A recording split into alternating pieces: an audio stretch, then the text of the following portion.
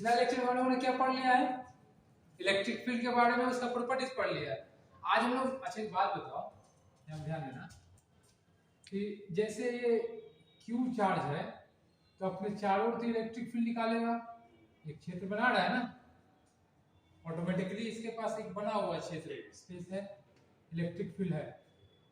अब सवाल उठता है कि इलेक्ट्रिक फील्ड है और इसके बगल में कोई भी चार्ज लाएंगे तो ये तो रिपेल कर देगा, यानी इस पे फोर्स भी लगाएगा, और लगाएगा ना, दो चार्जेस के बीच में फोर्स लगता है ना, कूलम्ब्स लॉ के हिसाब से। तो ये भी इलेक्ट्रिक फील्ड निकाल रहा था और ये भी इलेक्ट्रिक फील्ड निकाल रहा था, इसके काम क्या हो गया, दोनों एक दूसरे को काटा से आड़ कर दिया, वो रिपेल कर दिया, दूर फेंक दिया है, ठीक है। अब सवाल उठता है कि रिपेल कर रहा है तो कुछ तो वैल्यू होगा ना इलेक्ट्रिक फील्ड का, समझे मेरी बात को, क्या कहने जा रहा है, कुछ तो इसका वैल्यू होगा ना। उसी वैल्यू को निकालने के लिए हम लोग एक नया वर्ड दिए हुए हैं, किसी भी चार्ज के चारों ओर क्या एक फील्ड होता है, एक क्षेत्र होता है, जिसे हम लोग क्या बोलते हैं, विद्युत क्षेत्र, जिसको इलेक्ट्रिक फील्ड कहते हैं। और उस इलेक्ट्रिक फील्ड के कारण किसी दूसरे चार्ज पे भी फोर्स लगता है। पहले हम लोग जानते थे कि दो चार्जेस के बीच में फोर्स लगता है, अब हम लोग जानने लगे हैं कि क्यों लगता है, क्योंकि ये भी इलेक्ट्रिक फील्ड निकाल रहा होगा, ये भी इलेक्ट्रिक फील्ड निकाल रहा होगा, एक दूसरे को क्या कर दिया, वो रिपेल कर दिया, क्लियर है। अब सवाल क्वेश्चन ये है कि इलेक्ट्रिक फील्ड अगर किसी चार्ज के चारों ओर, किसी आवेश के चारों ओर है तो कितना, फिजिक्स में यही ना होता है कि पहले ये हो रहा है फिर बात आ रही थी कितना, उस कितने को निकालने के लिए हम लोग क्या निकालते हैं, electric field intensity, electric field intensity, intensity मतलब मात्रा, ठीक है, इंटेंसिटी, जिसको हम लोग फील्ड स्ट्रेंथ कहते हैं, क्या बोलते हैं, फील्ड स्ट्रेंथ। इसको हम लोग किससे डिनोट करते हैं बाबू, ई से, याद रखना, ई वेक्टर। चलो डायग्राम निकाल दो फटाक से।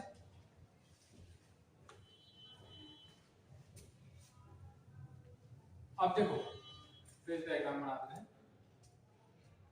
अगर कोई चार्ज है तो उसके चार्ज और क्षेत्र बनेगा, इलेक्ट्रिक फील्ड जो तैयार होगा, उस इलेक्ट्रिक फील्ड का वैल्यू क्या है, उसका नाम दे दिया है फील्ड स्ट्रेंथ या फिर इलेक्ट्रिक फील्ड इंटेंसिटी। चलो एक चार्ज हम लोग ले लेते हैं प्लस क्यू चार्ज, क्या प्लस क्यू चार्ज, इसके कारण क्या हो गया, वो फील्ड निकाल रहा होगा, नहीं इलेक्ट्रिक फील्ड निकाल रहा होगा ना चारों तरफ। अब इसी फील्ड में ध्यान देना, फील्ड है प्लस चार्ज है तो इसलिए बाहर क्यों निकल रहा है, इसी फील्ड में बाबू एक टेस्ट चार्ज लाओ, छोटा सा चार्ज जिसका उस जिसपे आने से इस पे कोई प्रभाव नहीं पड़े, लेकिन इससे उस पे प्रभाव पड़ेगा। प्रभाव कैसे पड़ेगा, जैसे मान लो एक चार्ज लाकर, ध्यान देना, एकदम छोटा सा चार्ज, लगभग जीरो नहीं, लगभग टेंड्स टू जीरो, एक छोटा सा चार्ज लाकर इसके क्षेत्र में लाकर रख दिए, ठीक है, जिसको हम लोग क्यू नोट से डिनोट करते हैं, ठीक है। क्यू प्लस को हम लोग सोर्स चार्ज बोलते हैं, क्या बोलते हैं, क्यू प्लस को हम लोग क्या बोलेंगे, सोर्स चार्ज क्यों बोल रहे हैं इसको, क्योंकि इलेक्ट्रिक फील्ड जनरेट कर रहा है, ठीक है। और क्यू नॉट को क्या बोल रहे हैं हम लोग, टेस्ट चार्ज, क्योंकि इस पे हम लोग देख रहे हैं कि इससे क्या प्रभाव पड़ता है। जैसे इस चार्ज को लाएंगे इससे इस पे इफेक्ट नहीं पड़ना चाहिए, लेकिन इसके फील्ड में जैसे ही लाए प्लस क्यू वाला बड़ा वाला चार्ज के, देखो ध्यान देना, इस छोटा वाला चार्ज में क्या इफेक्ट पड़ गया होगा, ध्यान देना, इस इलेक्ट्रिक फील्ड निकाल रहा हो ना बाबू, देखो तो इलेक्ट्रिक फील्ड ऐसे भी निकाल रहा होगा, और इसके कारण इस पे क्या लग गया होगा बताओ, फोर्स लग गया होगा ना, समझो मेरी बात को, हम क्या कहना चाह रहे हैं, फोर्स भी लग गया और इलेक्ट्रिक फील्ड तो निकाल ही रहा। एक बात बताओ, जैसे ही चार्ज को लाए इसमें, इस चार्ज में क्या आ गया होगा, वाइब्रेशन, यानी दूर फेंकने लगा होगा, तो दूर फेंकने लगा होगा तो कौन फेंका है तुमको, इलेक्ट्रिक फील्ड ही ना, किसका, ये सोर्स चार्ज का फेंक रहा है, तो इससे हम लोग को पता चलने लगा है कि इसमें कुछ तो वैल्यू है, जो इसको फेंक रहा है, बाहर फेंक रहा है। दूसरी वैल्यू को निकालने के लिए हम लोग एक कैलकुलेशन थोड़ा बहुत करेंगे, ठीक है। तो ये कैसे डिफाइन होगा? Electric field intensity is defined as force on a charge, ठीक है ना, पर यूनिट टेस्ट चार्ज, किस चार्ज पे कितना फोर्स लग रहा है, ठीक है। इसे डिफाइन कर देंगे हम लोग। मान लो इस चार्ज पार्टिकल को दूर फेंक दिया तो एक फोर्स लग रहा होगा ना बाबू, तो फोर्स लग रहा है तो कितना, और उसको बटा लगा देंगे तो हम लोग क्या निकल जाएगा? इलेक्ट्रिक, ठीक है। डायग्राम का क्या लिखेंगे? Electric field intensity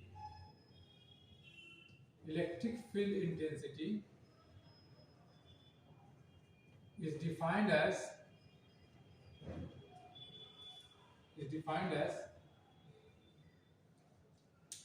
the force experienced by a test charge, है ना, is defined as the force experienced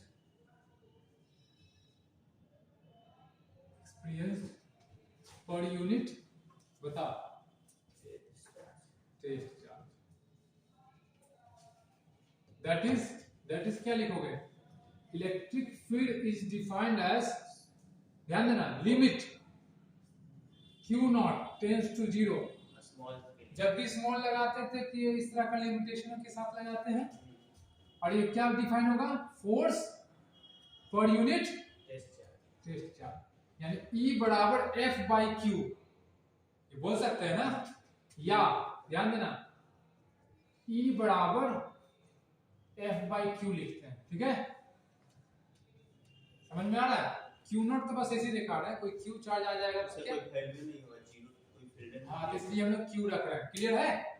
E बराबर F बाई Q, यानी ध्यान देना, एक चीज को ध्यान दो, ये किसके लिए है? ये किसके लिए? ध्यान दो, कोई इलेक्ट्रिक फील्ड है, कोई इलेक्ट्रिक फील्ड है, कोई इलेक्ट्रिक फील्ड है, पहले से है मौजूद, पहले से क्या है मौजूद है? Electric field. उसमें क्या लाकर रख दिए तुम? कोई चार्ज को। जैसे ही किसी चार्ज को लाकर रखोगे तो उस पर क्या लगने लगेगा बताओ? अरे फोर्स नहीं लगेगा। तो कैसे डिफाइन करोगे इस इलेक्ट्रिक फील्ड को? E बराबर F बाई Q। याद रखना, ये भी आएगा, ये बहुत सारा नोमेनकल में यूज होने वाला है। Q नॉट तो टेस्ट के लिए है ना, कुछ ना कुछ तो वैल्यू लोगे ना प्रैक्टिकली में, समझे मेरी बात को। और ये तो बस खाली समझाने के लिए मतलब छोटा सा चार्ज है, लेकिन वैल्यू लोगे ना, रियल में तो कुछ लेना पड़ेगा। 0.5 कूलम, मिली कूलम, माइक्रो कूलम। एक बात बताओ, पहला पॉइंट इसके रिस्पेक्ट में बता रहे हो, जल्दी करो, इसको डायग्राम बता लेना, टेस्ट चार्ज, ये सोर्स चार्ज। अभी बात बताओ, पहला पॉइंट क्या लिखोगे बाबू इसमें? E is a vector quantity, unit बताओ। हाँ, वेरी गुड, यूनिट बताओ। E जो है F बाई Q है, तो F को हम लोग क्या बोलते हैं? न्यूटन, और Q को क्या बोलते हैं? कूलम, न्यूटन पर कूलम, या फिर ध्यान देना वोल्ट पर मीटर, ये आगे बताएंगे, वोल्ट पर मीटर। क्लियर है? डायमेंशन कैसे निकालोगे? ध्यान दो यार, ध्यान दो, सिखा रहे हैं। E बराबर तुम्हारा क्या है? न्यूटन पर कूलम। न्यूटन का क्या होता है? MLT-2, और Q का क्या होता है? AT ना, यही ना। E बराबर क्या हो गया तुम्हारा? MLT-2, और नीचे क्या? AT, ऊपर गया तो क्या बन गया? ML, है ना, ये माइनस हो गया तो -3 हो जाएगा, ये MLT-3 A-1। तो डायमेंशन के रूप में क्या लिखा जाएगा? MLT-3 A-1। जल्दी से उतारो फटाक से, तेजी से। इलेक्ट्रिक फील्ड इंटेंसिटी समझ में आ गया? क्लियर है इसमें? जल्दी उतारें, कोई दिक्कत इसमें? आप आप लोग भी देख लीजिए ऑनलाइन में, यहाँ पे चार्ज लाए, ये इलेक्ट्रिक फील्ड निकल रहा था, इसी को हम लोग को निकालना था कितना ये निकाल रहा है इलेक्ट्रिक फील्ड। तो एक छोटा चार्ज लाकर देखेंगे ये हिलने लगा, मूव करने लगा, जिसके कारण हम कैसे डिफाइन करते हैं, फोर्स बटा इस चार्ज का वैल्यू। तो इससे हम इलेक्ट्रिक फील्ड का मात्रा निकाल सकते हैं कि कितना इलेक्ट्रिक फील्ड निकाल रहा था। यहाँ पे हम लोगों ने लिख दिया E बराबर F/Q। बाकी ये सारी चीजें बातें हैं जो कि यहाँ पे लिखी हुई है। नेक्स्ट है रिमेंबर। एक बात याद रखना होगा तुम्हें, रिमेंबर इसी का है ध्यान, ये बहुत इंपॉर्टेंट है। इस सब चीजें जो मैं लिखवाता हूँ रिमेंबर नोट करके, तो समझ जाना कि कहीं ना कहीं यूज होने वाला है। मिटा देना डायग्राम। अब देखो, आप लोग वीडियो तेजी से भी देख सकते हैं, 1.5 गुना कर लेना, वो तेजी से भागेगा भी ना, नॉर्मल पे नहीं। अब देखो रिमेंबर में क्या याद रखना है कि पहले से क्या मौजूद है तुम्हारे पास बाबू, इलेक्ट्रिक फील्ड। ठीक है, दो केस को समझो, याद रखना। पहले से तुम्हारे पास क्या मौजूद है, इलेक्ट्रिक फील्ड। इसमें क्या ला कर रख दिए तुम, एक चार्ज ला कर रख दिए, ठीक है, प्लस चार्ज, और एक मिलाकर क्या रख दिए तुम, माइनस चार्ज। ठीक है, इलेक्ट्रिक फील्ड है ये इलेक्ट्रिक फील्ड है। अभी बात बताओ, अभी हम बताएं किसी भी चार्ज पार्टिकल को इलेक्ट्रिक फील्ड में लाओगे तो उस पर क्या लगने लगता है, अभी बता रहे हैं फोर्स। तो इसमें क्या होगा कि अगर किसी भी इलेक्ट्रिक फील्ड में, ध्यान देना, प्लस चार्ज को लाओगे तो फोर्स उसको उसी डायरेक्शन में लगेगा, याद रखना। क्या बोल रहे हैं, किसी भी इलेक्ट्रिक फील्ड में प्लस चार्ज को लाकर लोगे ना तो फोर्स उसी डायरेक्शन में लगेगा जिस तरफ क्या तुम्हारा इलेक्ट्रिक फील्ड का। इसमें क्या होगा, अगर नेगेटिव लगाओगे तो इसके अपोजिट लगेगा। याद रखना इस बात को, न्यूमेरिकल में यूज होगा। इफ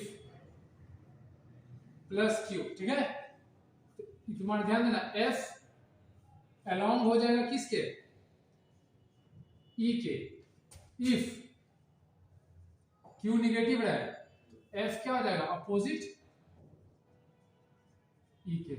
याद रखना, चलो रिमेंबर, पॉइंट वाइज है ये बातें। अब यहीं पे एक आ जाता है छोटा सा, यूनिफॉर्म इलेक्ट्रिक फील्ड और नॉन यूनिफॉर्म इलेक्ट्रिक फील्ड। ठीक है,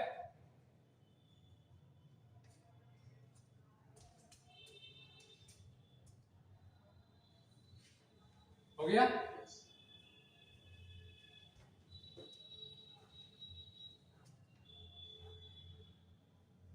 तो इलेक्ट्रिक फील्ड डिफाइन करने का तरीका क्लियर हो गया। अब क्या है तुम्हारा ध्यान देना कि कोई चार्ज पार्टिकल कितना इलेक्ट्रिक फील्ड निकालेगा, एक सिंगल चार्ज पार्टिकल, जैसे कि यहाँ पे प्लस क्यू था ना, तो वो अकेला कितना निकालेगा, ये तो हम लोग बस डिफाइन करने का तरीका निकाल दिया। अब एग्जैक्ट वैल्यू कितना होगा, इसमें हम लोग को दोनों चीज चाहिए तब तो पता लगा सकते हो। हाँ तो ये अगेंस्ट जाएगा। एक बात बताओ, E बराबर F/Q, इसमें तुमको इलेक्ट्रिक फील्ड निकालना है, तुम्हें फोर्स पता होना चाहिए, चार्ज पता होना चाहिए, तब तो निकाल पाओगे ना। लेकिन सवाल ये है कि सिर्फ Q चार्ज अगर दिया रहा है और इलेक्ट्रिक फील्ड निकाल रहा है, ध्यान देना, तब तुमको निकालना है कि इसका E का वैल्यू कितना होगा। ठीक है, बार बार तो तुम टेस्ट चार्ज नहीं रहोगे, समझ रहे मेरी बात को, वो तो बस समझने के लिए था कि एक्सपेरिमेंट करके देख रहे थे कितना वैल्यू आ सकता है। अब सवाल ये है कि अगर कोई सिंगल चार्ज पार्टिकल है तो ये कितना इलेक्ट्रिक फील्ड निकाल रहा है। ठीक है, तब इसका निकालने का एक फार्मूला जनरेट होगा, तो लिखेंगे electric field due to a point charge. Heading दो, electric field due to a point charge. एक चार्ज के द्वारा इलेक्ट्रिक फील्ड कितना जनरेट होगा।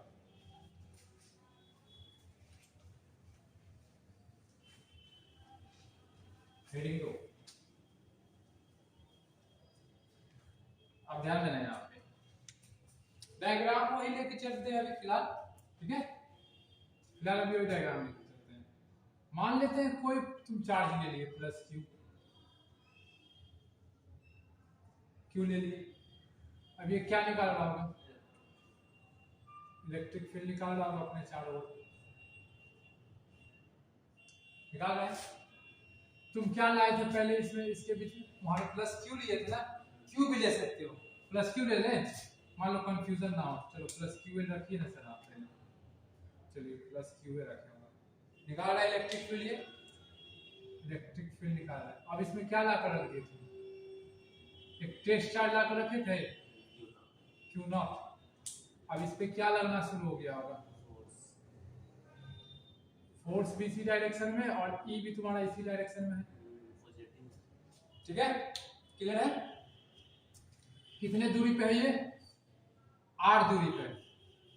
ध्यान देना इस क्यू से इस क्यू की दूरी पॉइंट पी पे कितना दूरी पे है ये, आर दूरी। क्लियर है। आता क्वेश्चन ये है कि इस क्यू से आर दूरी पर कितना इलेक्ट्रिक फील्ड होगा वैल्यू के रूप में, ये तुमसे पूछा जा रहा है। नहीं समझे, जैसे क्यू चार्ज ले लिए, ये तो कंफर्म हो गया होगा इसके चार्ज क्या आ गया होगा, फील्ड। तुमसे पूछ रहा है ना कि इस पी पॉइंट पे कितना इलेक्ट्रिक फील्ड निकाला, कूलम्ब लॉ से वो तो फोर्स निकालता है ना, कि तुमसे ई निकालने को कह रहा है, फोर्स तो तुम निकाल लोगे Q1 Q2 करके। यहाँ पे पूछ नहीं दिया होगा, खाली तुमसे पूछ रहा है कि यहाँ पे कितना इलेक्ट्रिक फील्ड होगा। क्लियर है क्या कहना चाह रहे हैं, क्वेश्चन समझ में आ गया। और ये मान लो माइनस क्यू चार्ज है, इसके चारों ओर इलेक्ट्रिक फील्ड आ गया होगा। तुमसे पूछ रहा है ना कि यहाँ पे P पॉइंट है, इलेक्ट्रिक फील्ड का वैल्यू कितना है, आर दूरी पर है, यही क्वेश्चन है यहाँ पे। क्लियर है, तो वैल्यू निकालना है। अब देखो क्या करना है, सुनो, late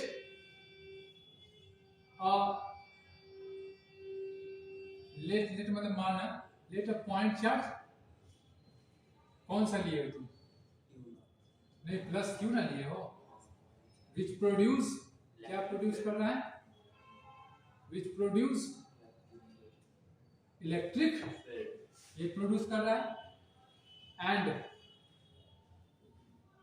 and consider a point P at distance कितना पे, आर पे हमने ली, उसी पे हम लोग को क्या निकालना है, इलेक्ट्रिक फील्ड। क्लियर है यहाँ तक। Now according to Coulomb's law, Coulomb's law क्या होता है, F बराबर K Q1 Q2 बाई क्या, आर का स्क्वायर। ठीक है यहाँ तक कोई दिक्कत नहीं ना, आगे बढ़े। तुम इसमें वेक्टर वाला भी लगा सकते हो अगर चाहो तो, नहीं इसको अगर तुम पढ़ोगे तो आर कैप भी लगा सकते हो ना, समझे मेरी बात को, आर कैप भी लगा लो, कोई दिक्कत नहीं इसमें, कोई दिक्कत नहीं ना। अब देखना ध्यान देना, F के Q1 की जगह पर कौन है तुम्हारा, Q2 की जगह पर कौन है तुम्हारा, Q0 भाई क्या, आर का स्क्वायर। आर कैप लिख सकते हो, नहीं भी लिख सकते हो, जो तुम्हारा मन है, ठीक है कोई बात नहीं, अगर ध्यान रखना है ठीक है। आर कैप का वेक्टर खाली दिखाने के लिए, लेकिन तुमसे अगर वैल्यू पूछेगा तो फिर आर कैप नहीं बोलना, सिर्फ बोल देना K Q1 Q2 बाई का आर का स्क्वायर, ठीक है। कंफ्यूज मत हो, चलो हटा देते हैं। सर फार्मूला में वेक्टर फॉर्म जो लिखवा है उसका भी न्यूमेरिकल बना सकते हैं, हाँ i j k के रूप में दिया रहेगा ना, तब यूज करना होगा। अगर न्यूमेरिकल में i j k के रूप में अगर दिया रहेगा तब ये आर कैप वाला यूज करेंगे, नहीं तो नहीं, यूनिट वेक्टर दिया रहता है। अभी हम हटाएंगे, ठीक है, यहाँ तक कोई दिक्कत नहीं ना। चलो now according to E definition, electric field का डेफिनेशन क्या है, ई बराबर बताओ, गुड, एफ बाई क्या, यही ना डेफिनेशन तुम्हारा। अब बताओ ई एफ तुम्हारा कितना था, के क्यू क्यू नॉट बाई क्या, और ये पहले से क्यू नॉट है ना,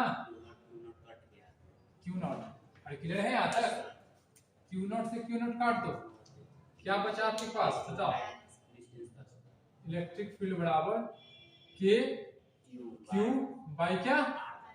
चलिए इलेक्ट्रिक फील्ड का फॉर्मूला आ गया है के क्यू बाई दूरी का स्क्वायर। हम ऐसे याद रखेंगे, हाँ किसी एक चार्ज पे खाली, यानी क्यू कितना निकालना होगा इलेक्ट्रिक फील्ड? के क्यू बाई दूरी का स्क्वायर, जितना भी दूरी पे। समझ में आ रहा है मेरी बात को? चलो इसी को तुम कैसे लिख सकते हो और करके, इलेक्ट्रिक फील्ड बराबर ठीक है के, ठीक है क्यू बाई आर का स्क्वायर आर कैप लिख सकते हो ना, कोई दिक्कत तो नहीं होने वाली, बस आर कैप लगा दो। ध्यान दो एक बात को, क्यू यहाँ पे किसके लिए ले लिया? हम मान लेते हैं एग्जांपल, सपोज कि क्यू चार्ज रहा होगा, ठीक है? ये तुमसे पूछ रहा है कि आर दूरी पर पी पॉइंट पे कितना इलेक्ट्रिक फील्ड है, तो बड़ा क्यू की जगह पे छोटा क्यू लेंगे, जितना क्यू रहे, जैसा क्यू रहे, 2 कूलम 5 कूलम। क्लियर है? यहां तक कोई दिक्कत इसमें? ध्यान देना, E versus R graph, graph को समझो भाई, दूरी पे इलेक्ट्रिक फील्ड कैसे डिपेंड है ये हमको समझना है। ग्राफ उतारो, अब देखो एक तरफ क्या बना लोगे? ई बना लो, नहीं, और एक तरफ तुम्हारा क्या आर। जैसे जैसे तुम दूरी बढ़ाओगे क्या बढ़ेगा? नहीं, इनवर्सली है, इनवर्सली रेडियस का, हाँ दूरी का स्क्वायर, इस तरह का ग्राफ बनेगा। यानी जैसे जैसे तुम दूरी बढ़ाओगे ना, इलेक्ट्रिक फील्ड क्या करेगा? घटते चला जाएगा। ई तुम्हारा क्या है? इनवर्सली है। जैसे जैसे दूर जाओगे चार्ज के दूर, इलेक्ट्रिक फील्ड तुम्हारा क्या करते चला जाएगा? यानी इधर एक सटता चला जाएगा और इधर तुम्हारा हटता चला जाएगा। समझ रहे हो मेरी बात को? क्लियर है? इधर सटेगा और इधर क्लियर है? यहाँ पे लिख सकते तुम चाहो तो, if R increase then E decrease, स्क्वायरली है ना? चार गुना से भागा देना पड़ेगा, 4 है तो 16 गुना से भागा देना पड़ेगा। यानी इलेक्ट्रिक फील्ड अगर चार्ज से दूर तक चलते जाओगे तो उसका इलेक्ट्रिक फील्ड वीक होता चला जाएगा, जितना नजदीक आओगे सबसे ज्यादा, यहाँ पे सबसे ज्यादा इलेक्ट्रिक फील्ड। एक देखो सीबीएसई में क्वेश्चन पूछा हुआ था, ऐसे दे दिया था, यहाँ पे पी पॉइंट दे दिया था और यहाँ पे क्यू दे दिया था।